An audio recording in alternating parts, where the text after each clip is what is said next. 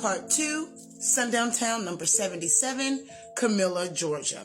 We left off learning that 33 of our ancestors were kicked out of the Georgia Assembly and that our ancestors planned a rally in response.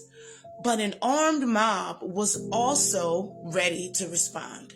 Let's continue learning. By the time our ancestors made the 25-mile peaceful march from Albany to Camilla's Courthouse Square in September of 1868, the sheriff and his mob was there. He wasn't there to protect us. He was there to usher in Jim Crow and the fear that qualifies this place as a Jim Crow sundown town. As soon as the mob saw our ancestors, they started firing. When I said they set up, that's what I mean. These white people surrounded the courthouse square in Camilla. Our ancestors were injured and unalived at the hands of this mob because of a political rally. As our ancestors ran, the mob chased them and fired at them for almost 10 miles outside of Camilla. The Freedmen's Bureau account says at least 30 to 50 were injured or unalived, while other accounts say around 75 of our ancestors. And for weeks after the massacre, any of our ancestors who tried to vote, the white population would assault them and threaten to unalive them. So needless to say, our ancestors learned their place in this majority black Jim Crow sundown town. Since we didn't vote, the pre-party switch Democrats won easily,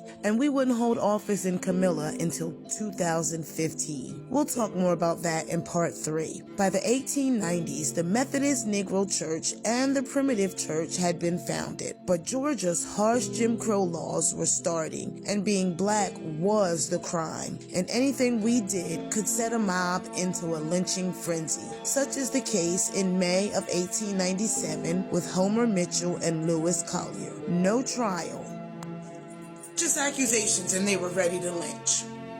Come back for part 3 when we talk about convict leasing, the terror that our ancestors faced, our first schools, and the civil rights movement that eventually gave way to this majority black Jim Crow sundown town having its first mayor in 2015.